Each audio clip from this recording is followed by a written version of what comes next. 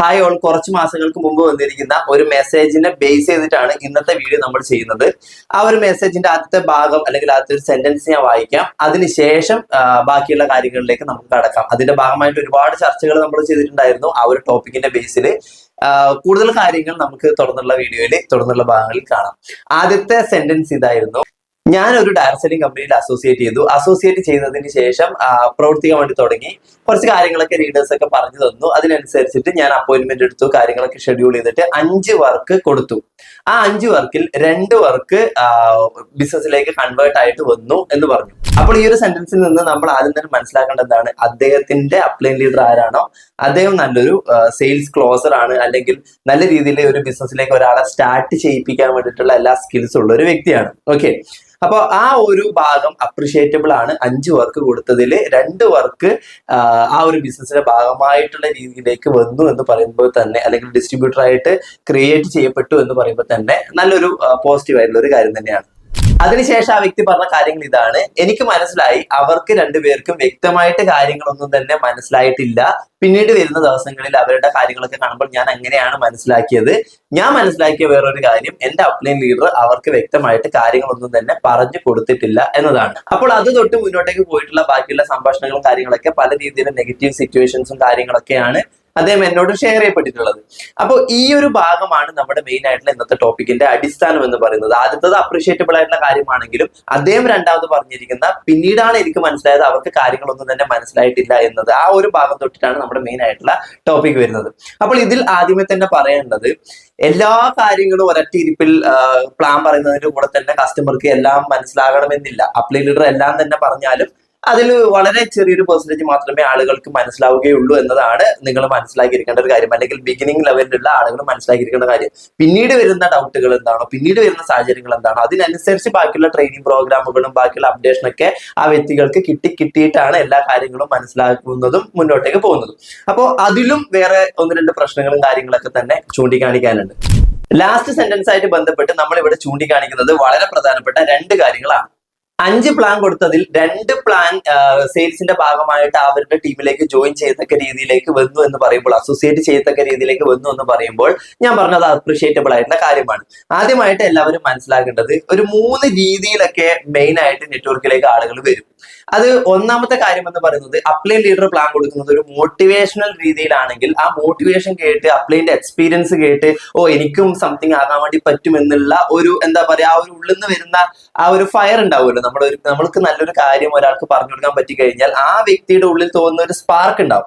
അത് പല രീതിയിലുള്ള കാര്യങ്ങളുണ്ട്. അതിലൊന്നാണ് മോട്ടിവേഷൻ എന്നുള്ളത്. അപ്പൊ മോട്ടിവേഷനോട് കൂടിയിട്ടായിരിക്കാം, അല്ലെങ്കിൽ ഈ ഒരു അപ്ലൈൻ ലീഡറുടെ എക്സ്പീരിയൻസ് കേട്ടിട്ടായിരിക്കാം ആ ഒരു ഇമ്മീഡിയറ്റ് സെയിൽ വന്നിട്ടുണ്ടാവുക. രണ്ടാമത്തെ ഭാഗം എന്ന് പറയുന്നത്, ഇൻകം ഹൈലൈറ്റഡ് ആയിട്ടുള്ള രീതിയിൽ ഈ വ്യക്തിക്ക് എന്തെങ്കിലുമൊക്കെ തോന്നിയിട്ടുണ്ടാവും. അഥവാ എനിക്ക് നല്ലൊരു വരുമാനം ഉണ്ടാക്കണം, എനിക്ക് എന്റെ ഡ്രീമുകളൊക്കെ ഉണ്ട്, അപ്പൊ ഇവര് പറയുന്ന കാര്യങ്ങളൊക്കെ നോക്കിക്കഴിഞ്ഞാൽ നല്ല രീതിയിൽ വരുമാനം ഉണ്ടാക്കാൻ വേണ്ടി പറ്റും. അപ്പൊ ആ വരുമാനം മാത്രം ഫോക്കസ്ഡ് ആയിട്ടുള്ള രീതിയിലേക്കും ആളുകൾ പെട്ടെന്ന് അസോസിയേറ്റ് ചെയ്യാൻ വേണ്ടി സാധ്യതയുണ്ട്. ഇത് രണ്ടും തെറ്റൊന്നല്ല, പക്ഷെ അതിൽ കുറച്ച് കാര്യങ്ങൾ ഉണ്ട് താനും. മൂന്നാമത്തെ ഒരു മെത്തേഡ് എന്ന് പറയുന്നതാണ് വാണ്ടഡ് മെത്തേഡ്, അല്ലെങ്കിൽ നീഡി മെത്തേഡ് എന്ന് പറയും. അതായത് ഈ പറഞ്ഞിരിക്കുന്ന 2 കാര്യങ്ങളും ഉള്ളിൽ വരുന്നുണ്ടെങ്കിൽ പോലും, ഏതാണ് ഇൻകം ഹൈലൈറ്റഡും മോട്ടിവേഷനും ഉള്ളിൽ വരുന്നുണ്ടെങ്കിൽ പോലും, യഥാർത്ഥത്തിൽ ആ കസ്റ്റമറോട് സംസാരിച്ച് കഴിഞ്ഞതിന് ശേഷം ആ കസ്റ്റമർക്ക് എന്താണോ വേണ്ടത് അതിനനുസരിച്ച് ഇൻകം പ്ലാനും അതിനനുസരിച്ച് പ്രൊഡക്റ്റുകളും അതിനനുസരിച്ച് മോട്ടിവേഷനും കൂടെ മിക്സഡ് ആയിട്ടുള്ള രീതിയിലുള്ള ഒരു പ്രസന്റേഷനെയാണ് ശരിക്കും പറഞ്ഞാൽ നീഡ് പ്രസന്റേഷൻ അല്ലെങ്കിൽ നീഡി മെത്തേഡ് എന്ന് ഉദ്ദേശിക്കുന്നത് തന്നെ. അതായത് ആ കസ്റ്റമർക്ക് വേണ്ട കാര്യങ്ങളും എന്നാ പിന്നെ ഇൻകത്തിന്റെ ഹൈലൈറ്റഡും എന്നാ പിന്നെ മോട്ടിവേഷനും കൂടെ മിങ്കിൾ ചെയ്യുന്ന ഒരു പ്ലാൻ പ്രസന്റേഷൻ. ഇതാണ് ശരിക്കും ഏറ്റവും കൂടുതൽ പ്ലാൻ പ്രസന്റേഷന്റെ ഒരു മെത്തേഡായിട്ട് ഞാൻ കണക്കാക്കുന്നതും നിങ്ങളോട് ചെയ്യണം എന്ന് പറയുന്ന ഒരു മെത്തേഡ് ഇത് തന്നെയാണ്. അല്ലാതെ വെറും മോട്ടിവേഷനിലൂടെ വെറും ഇൻകം ഹൈലൈറ്റഡ് കാര്യങ്ങൾ മാത്രം പറഞ്ഞുകൊണ്ട് ഒരു വ്യക്തിനെ അസോസിയേറ്റ് ചെയ്യിപ്പിച്ചു കഴിഞ്ഞാൽ അവർക്കൊന്നും തന്നെ മനസ്സിലാവണമെന്നില്ല. അവരുടെ ഉള്ളിൽ എപ്പോഴും അത് തന്നെയായിരിക്കും ചിന്ത, അല്ലെങ്കിൽ ആ രീതിയിലുള്ള കുറച്ച് കാര്യങ്ങളിൽ മാത്രം അവർ ഒതുങ്ങിക്കോളും. പിന്നീട് നിങ്ങൾ അപ്ഡേഷനും കാര്യങ്ങളും കൊടുക്കുന്നില്ലെങ്കിലും അത് വലിയൊരു പ്രശ്നത്തിലേക്ക് കലാശിക്കും എന്നുള്ളതാണ് പറയാനുള്ളത്. നമ്മുടെ മുമ്പിൽ എത്തിയിരിക്കുന്ന ഒരു വ്യക്തിയുടെ നീഡ് സാറ്റിസ്ഫാക്ഷനിലൂടെ നെറ്റ്വർക്ക് മാർക്കറ്റിംഗ് ഇൻഡസ്ട്രിയുടെ ഇൻകം ഹൈലൈറ്റിനെയും അതുപോലെ തന്നെ പ്രൊഡക്റ്റിന്റെ ബെനിഫിറ്റ്സിനെയും അതുപോലെ തന്നെ നോക്കിക്കഴിഞ്ഞാൽ കമ്പനിയുടെ കാര്യങ്ങളായിക്കോട്ടെ അതും മോട്ടിവേഷനോട് കൂടി തന്നെ പറയുമ്പോഴാണ് ശരിക്കും ആ ഒരു പ്രസന്റേഷൻ ആ ഒരു സ്റ്റാൻഡേർഡ് ലെവലിൽ ഇന്നത്തെ സിറ്റുവേഷനിൽ കംപ്ലീറ്റ് ആവുന്നത്. മോട്ടിവേഷൻ മാത്രം കൊടുത്തുകൊണ്ടും ഇൻകത്തിന്റെ കാര്യങ്ങൾ മാത്രം ഹൈലൈറ്റഡ് ആക്കിക്കൊണ്ടും ആളുകളെ കൊണ്ടുവരേണ്ട അല്ലെങ്കിൽ അസോസിയേറ്റ് ചെയ്യിപ്പിക്കേണ്ട കാലം കഴിഞ്ഞു. ഇനിയൊന്നും ആളുകൾ അത്രത്തോളം കൺവിൻസ്ഡ് ആവണം എന്നില്ല. കാരണം അതൊക്കെ പല രീതിയിലെ തട്ടിപ്പുകളിലും ഉപയോഗിക്കപ്പെടുന്ന മെത്തേഡുകളാണ്. ആ പ്രൊജക്ടുകളുടെ, അതിനിപ്പോ നല്ല പ്രൊജക്ട് ആണോ മോശം പ്രൊജക്ട് ആണെങ്കിലും അതിന്റെ ഇൻകം ഹൈലൈറ്റ് ചെയ്തുകൊണ്ടേ ഇരിക്കുക, മോട്ടിവേഷനും ബാക്കിയുള്ള കാര്യങ്ങളും വാരി വിതറിക്കൊണ്ടേ ഇരിക്കുക എന്നുള്ളത്. അപ്പൊ അത് വേണം, അത് ഉണ്ടാകും. എന്റെ വീഡിയോയിലും അത് നിങ്ങൾക്ക് കിട്ടുന്നുണ്ടാവും. പക്ഷെ അതെന്താണ്, ഒരു ഒരു ഒരു മെത്തേഡ് അല്ലെങ്കിൽ ഒരു ഒരു സിറ്റുവേഷനെ കൃത്യമായിട്ട് സാറ്റിസ്ഫൈ ചെയ്യിക്കുന്ന രീതിയിൽ വന്നതിന് ശേഷം അതിൻ്റെ ഉള്ളിൽ ഈ രണ്ട് കാര്യങ്ങളും വന്നിരുന്നു കഴിഞ്ഞാൽ ഒരു രീതിയിലെ ഇഷ്യൂ ഇല്ല. അല്ലെങ്കിൽ അദ്ദേഹത്തിന്റെ ഒരു നീഡിന്റെ ഉള്ളിലാണ് ഈ കാര്യങ്ങൾ കൊണ്ടുവരുന്നെങ്കിൽ ഒരു ഇഷ്യൂ ഇല്ല. അപ്പൊ ആ നീഡ്, ആ ഒരു കാര്യത്തിനാണ് ഏറ്റവും കൂടുതൽ പ്രസക്തി കൊടുക്കേണ്ടത്, ഏറ്റവും കൂടുതൽ പ്രാധാന്യം നമ്മൾ കാണേണ്ടത് എന്നുള്ളതാണ് കാര്യം. അവർക്കൊന്നും മനസ്സിലായിട്ടില്ല, എന്റെ അപ്ലൈൻ ലീഡർ കൂടുതലൊന്നും കാര്യങ്ങളൊന്നും മനസ്സിലാക്കി കൊടുത്തിട്ടില്ല എന്ന് പറഞ്ഞ ആ ഒരു മെയിൻ ആയിട്ടുള്ള സെന്റൻസിന്റെ രണ്ടാമതായിട്ടുള്ള ഒരു പോയിന്റ് വരാൻ സാധ്യതയുള്ളത് ആഫ്റ്റർ ഫോളോപ്പിംഗ് മെത്തേഡ് എന്നുള്ളൊരു ഭാഗത്തിലാണ്. അതായത് ആഫ്റ്റർ ഫോളോപ്പിംഗ് മെത്തേഡ് എന്ന് പറയുമ്പോൾ ഒരു വ്യക്തി അസോസിയേറ്റ് ചെയ്തു, ആ അസോസിയേറ്റ് ചെയ്തതിന് ശേഷം ഞാൻ ആ വ്യക്തിയായിട്ടുള്ള ചർച്ചയിൽ മനസ്സിലാക്കിയതാണ്, ഈ ലീഡർ പുതിയ പുതിയ ആളുകളിലേക്കാണ് കൂടുതൽ ഫോക്കസ് ചെയ്ത് പോയിക്കൊണ്ടിരിക്കുന്നത്. ഞാൻ പറഞ്ഞു, ആ ലീഡറിന്റെ ആ ഒരു എഫേർട്ട്, 5 വർക്ക് കൊടുത്തതിൽ 2 സെയിൽ ഓപ്പൺ ആയെന്ന് പറയുമ്പോൾ അത് അപ്രിഷിയേറ്റ് ചെയ്യേണ്ട ഒരു കാര്യം തന്നെയാണ്.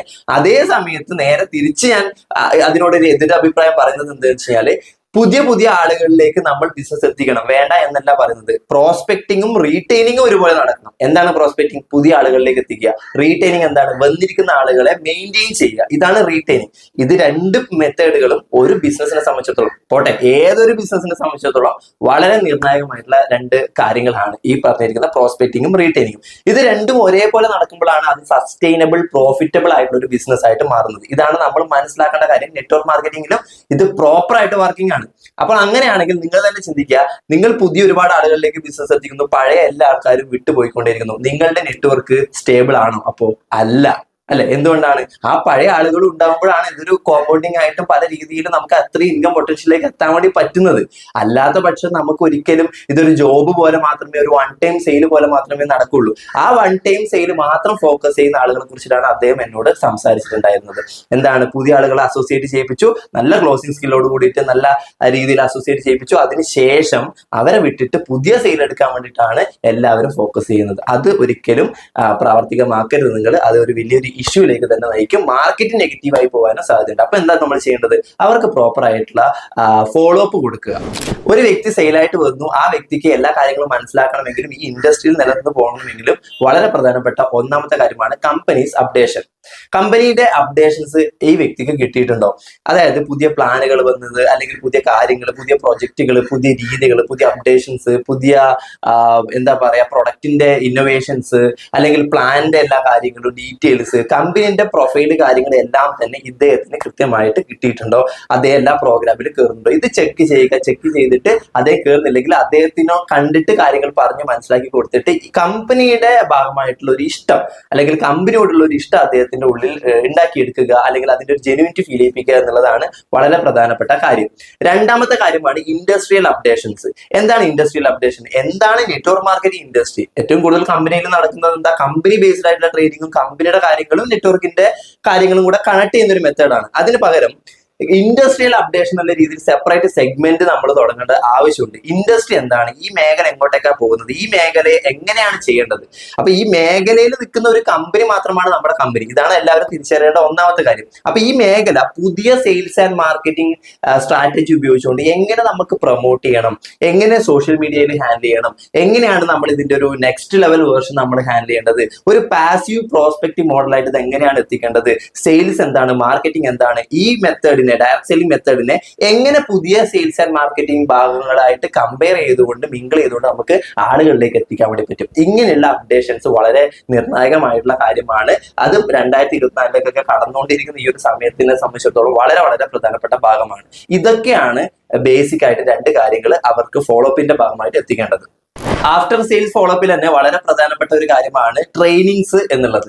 ട്രെയിനിങ്ങുകളും മീറ്റിങ്ങുകളും നിരന്തരമായിട്ട് നടത്തേണ്ടത് ഒരു ടീമിനെ സംബന്ധിച്ചിടത്തോളം, അല്ലെങ്കിൽ ഈ സെയിൽ എടുത്ത ലീഡറിനെ സംബന്ധിച്ചിടത്തോളം വളരെ പ്രധാനപ്പെട്ട ഡ്യൂട്ടിയാണ് എന്ന് തന്നെ പറയേണ്ടി വരും. അപ്പൊ ആ ഡ്യൂട്ടി പ്രോപ്പർ ആയിട്ട് നിർവഹിക്കുക, മുന്നോട്ടേക്ക് പോവുക, നല്ല രീതിയിൽ എഡ്യൂക്കേഷൻ കൊടുത്തിട്ട് ആളുകളെ മെയിൻറ്റെയിൻ ചെയ്യുക. ഞാൻ പറഞ്ഞു, പ്രോസ്പെക്റ്റിംഗ് നടക്കണം, റീറ്റെയിനിങ് നടക്കണം. ഇത് രണ്ടും ഒരുപോലെ ആവുന്നതാണ് പ്രോപ്പർ ബിസിനസ്. അപ്പൊ ഈ 2 കാര്യങ്ങളൊക്കെ ചെയ്യാത്തത് കൊണ്ടാണ്, അല്ലെങ്കിൽ ആ ലാസ്റ്റത്തെ 2 സെന്റൻസിൽ ഉണ്ടായിരുന്ന കാര്യം എന്ന് പറയുന്നത് ഈ 2 ഇഷ്യൂസ് ആണെന്ന് ഫൈൻഡ് ഔട്ട് ചെയ്തുകൊണ്ടാണ് നമ്മൾ ഇന്നത്തെ ഈ ഒരു വീഡിയോ ചെയ്യുന്നത്. എല്ലാവർക്കും ഉപകാരപ്രദമായെന്ന് വിചാരിക്കുന്നു.